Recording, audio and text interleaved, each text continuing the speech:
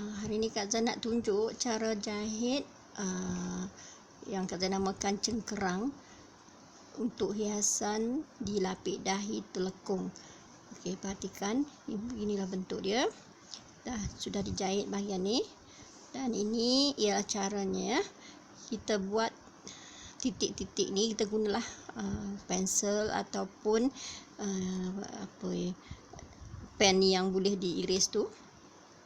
Okey, jarak titik ialah 0,5 inci dan jarak daripada tepi ni ialah lebih kurang 0,5 inci juga. Okey, caranya ialah kita jahit ini ya. Yang ini dah dicucuk. Okey, sekarang ni kita tarik.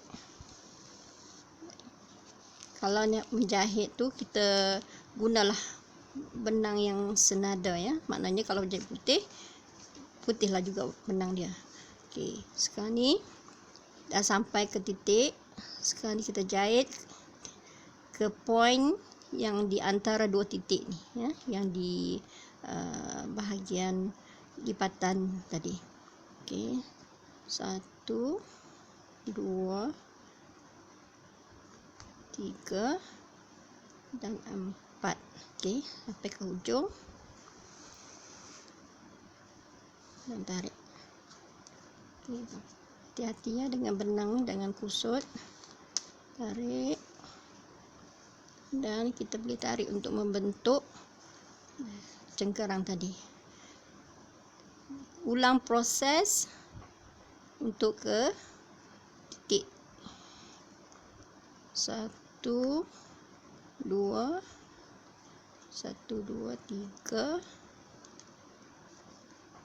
dan 4.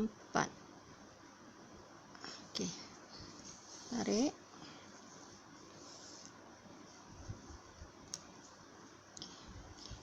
Nampak tak terbentuk gitu? Sambil kita jahit, kita tarik untuk dapatkan bentuk dia. Okey, sekian, terima kasih.